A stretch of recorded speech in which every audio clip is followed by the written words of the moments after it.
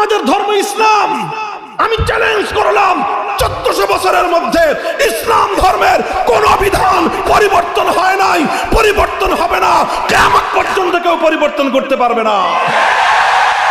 নারে তাকবীর, নারে তাকবীর, হয়তো খিলাফত, নয়তো শাহাদাত, হয়তো খিলাফত, নয়তো শাহাদাত, নারে তাকবীর। আল্লাহু আকবার।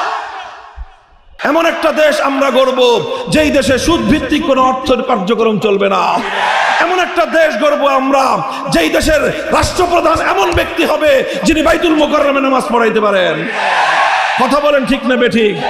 বাইতুল মুকাররমে খতিব রাখতে হবে কেন? খতিব রাখতে হবে কেন? তো রাষ্ট্রপতি কোন ঘোড়ার ডিম করে?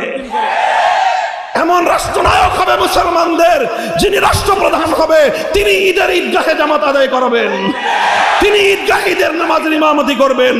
যিনি রাষ্ট্রনায়ক হবেন তিনি জাতীয় মসজিদের ইমাম হবেন। এমন রাষ্ট্র দেখতে চান? কারা কারা চান হাত তুলেন। আল্লাহ পাক কবুল করেন।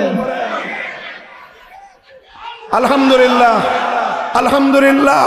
5ই আগস্টের বিপ্লবের পরে, 5ই আগস্টের বিপ্লবের পরে আমরা এই স্বপ্ন এখন দেখতেই পারি। আমার সন্তানেরা, বাংলার দামাল ছেলেরা প্রমাণ করে দিয়েছে, জাতি যদি ঐক্যবদ্ধ হয় পৃথিবীর সবচেয়ে বড় স্বৈরাচারী দাম্ভিক অহংকারী শক্তিও জাতীয় ঐক্যবদ্ধ শক্তির সামনে টিকতে পারে না। ভিনদেশী কোন প্রভুদের শক্তি জাতীয় ঐক্যের শক্তির সামনে, আল্লাহর সাহায্যপ্রাপ্ত শক্তির সামনে টিকতে পারে না। তোমরা ওঠো, দাঁড়াও, আল্লাহর নামে শপথ করো, যেই জমিন থেকে বিপ্লবীরা 1 ঘন্টার ব্যবধানে টেকনাফ থেকে তেতুলিয়ার সমস্ত ভাস্কর্য নামক মূর্তি ভেঙে গুড়িয়ে দিতে পারে, সে জমিনে ইসলামের বিপ্লব আসবেই, সে জমিনে আল্লাহর কোরআনের বিপ্লব হবে ইনশাআল্লাহ।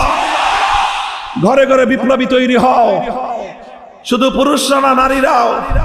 মা বোনদের কাছে উদাত্ত আহ্বান থাকবে, আমাদের এই বিগত আগস্ট বিপ্লবে আমার ক্ষুদ্র বিবেচনায় পুরুষদের চেয়ে মেয়েদের, মায়েদের ভূমিকা ছিল আরো বেশি কঠিন। মায়েরা সন্তানদেরকে বলেছেন, যাও, যে দেশের 18 কোটি মানুষ এভাবে জুলুমের জিন্দানে বন্দী থাকে, আমার যুবক সন্তান, যাও, মা হয়ে তোমাকে কোরবান করে দিলাম, তুমি জাতির মুক্তির জন্য তুমি রাজপথে নামো। যে মা, যে দেশের, যে জাতির মায়েরা তার সন্তানকে এভাবে সংগ্রামের জন্য পাঠিয়ে দেয়, যে জাতির মায়েরা সন্তানদেরকে বিপ্লবী হওয়ার সবক পড়ায়, সে জাতিকে পৃথিবীর কোন শক্তি দাবায় রাখতে পারে না।